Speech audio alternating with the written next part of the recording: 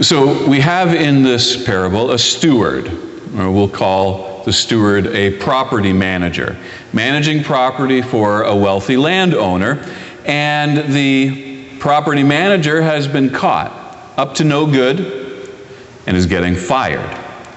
And this property manager has to act quickly, has to figure out, like, how am I going to put food on my table if I don't have money because I no longer have a job? What am I going to do?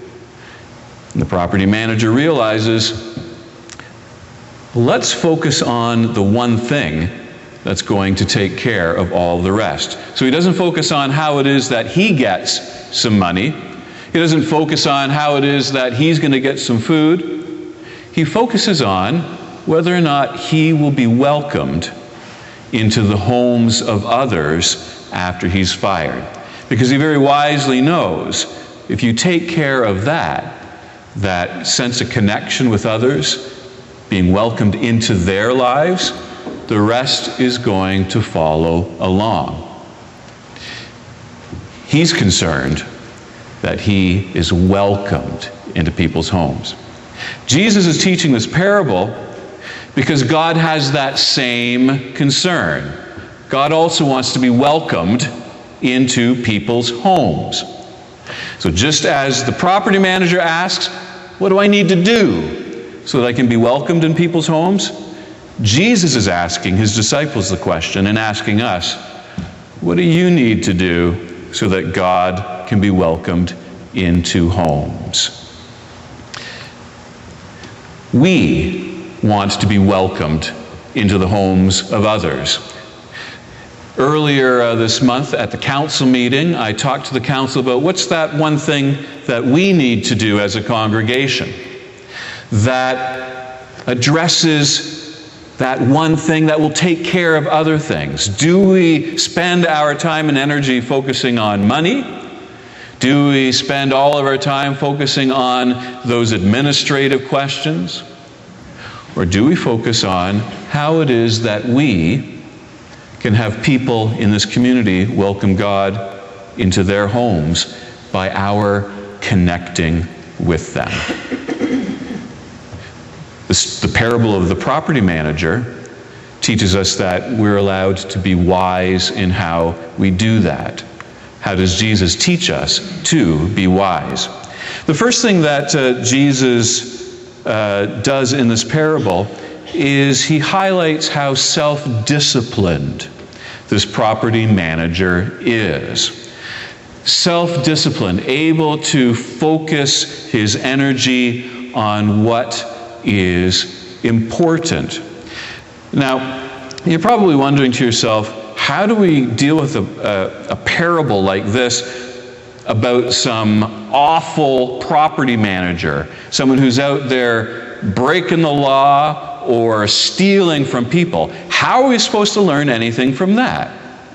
But we know one way for us to learn virtue in our culture isn't only to focus on the saints, but also we can learn something by focusing on the sinners. It's like, you know how you enjoy watching a great heist movie? How many of you don't have to put up your hands, but you've probably watched Ocean 11. Ocean's 11, maybe 3, 4, or 5 times. Let me translate this for folk who maybe need to see the original. There's the cast from the original. But when we watch a heist movie, although we know that the people in the movie are breaking the law, stealing from people, we can't help but be impressed by their self-discipline, the hours of practice they put into their craft, studying when it is that the security comes and goes. When's the Brink truck arrive? How many people are working in the Brink's truck? How do you train your ear to hear the click, click, click, an opening of a safe? It takes a lot of practice. To be a great thief, it doesn't just happen accidentally. Jesus is using this story of the dishonest steward, so that we can, wrestle with the character questions, but be taught, how do we make ourselves disciplined to be disciples? How do we practice? Because being a follower of Jesus doesn't happen accidentally. It happens with practice. Growth in our faith doesn't happen accidentally. You have to practice. The next thing that Jesus emphasizes about this dishonest steward is that he's pragmatic. He's resourceful. He's got a short period of time to step up his game and figure out how it is that he's going to survive. He doesn't have time to sit down and write some white paper and create some strategy about how he's going to, develop this strength and call on that process. He needs to act quickly. He has to be resourceful with whatever is available with him. Whatever he can put his hands on in the moment. Now, if you haven't watched the movie Apollo 13, you probably remember, back in 1970, listening to the worrisome news broadcast, maybe Walter Cronkite, describing this crisis happening on the Apollo 13 lunar module. That they had some kind of little explosion or something that damaged the oxygen system and the CO2 scrubbers, and they didn't have time to sit down and take a year and plan how they're going to solve this problem. They had hours before the astronauts ran out of breathable oxygen. And so what did they do? They got a team of engineers together, started the clock ticking, and put into boxes everything that was available in that capsule. And they said, figure out how we're going to solve the problem at hand with the limited resources that are here. And in that resourcefulness, they figured out how they're going to, and in the movie, the saying is, you boys need to figure out how you're going to fit this square peg into this round hole using only this. They figured it out. Resourcefulness, being pragmatic. The dishonest steward, he figures out what's available to him. And Jesus lifts that up. And he says, as disciples, we don't need to rely on resources that we don't have. We need to get to work and figure out what's available in the community where we live. What are the resources? What are the relationships? What are the assets that we already have so that we can help answer this question? How do we help people to welcome God into their homes? So this manager is shrewd. Now, when we see this word shrewd, the English word has this connotation that there's some evil going on. But in the Gospel according to Luke, in the Greek, the word means wise. Jesus is saying there's some wisdom in this dishonest manager, and I want you to be able to pluck it out amidst all of the muck of his dishonesty. We need to be wise. Now, as much as I would love to talk about Canadian politics this morning, this is my practice. You won't know how I vote. I'm not partisan, and CRA rules dictate that we not get into that, especially during an election. So thankfully, there's this country south of us that has democratic debates going on. One of the debates recently had to focus on this problem of taxation. Oh, well, sounds stupid when I say it, because what debate doesn't focus on taxation? But here's a problem. that the candidates need to figure out with their platform. The problem is called buy, borrow, and die.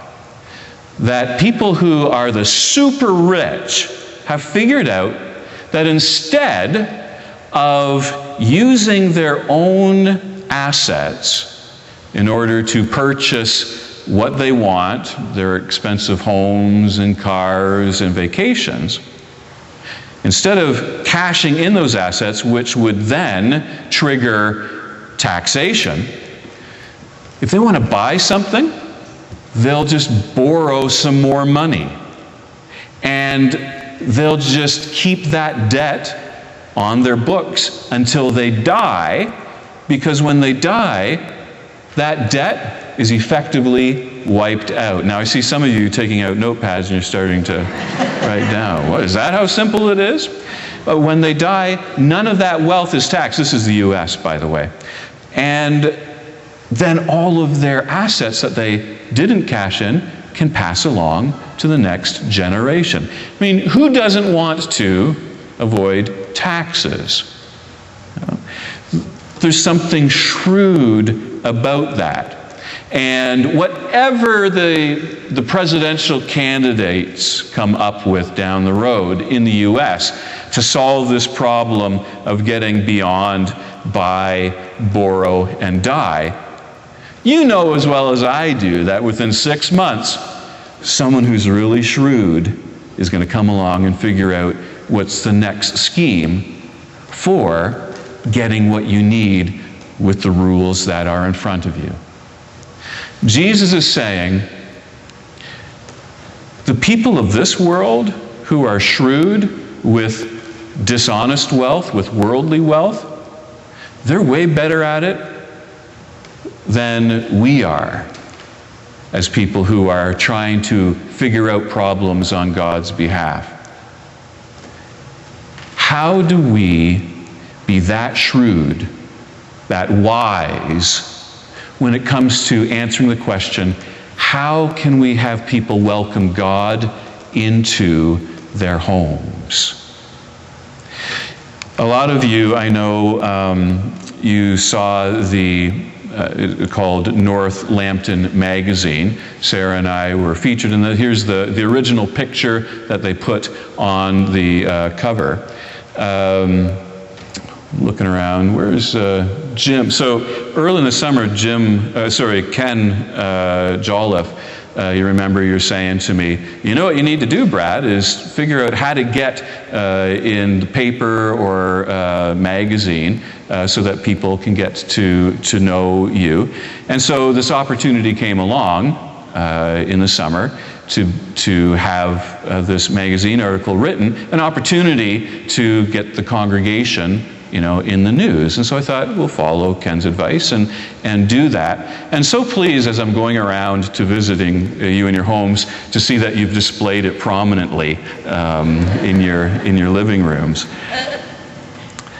But, in the article, one of the things that I say is we have an opportunity as a congregation because of the new homes that are being built throughout Strathroy, particularly in the north.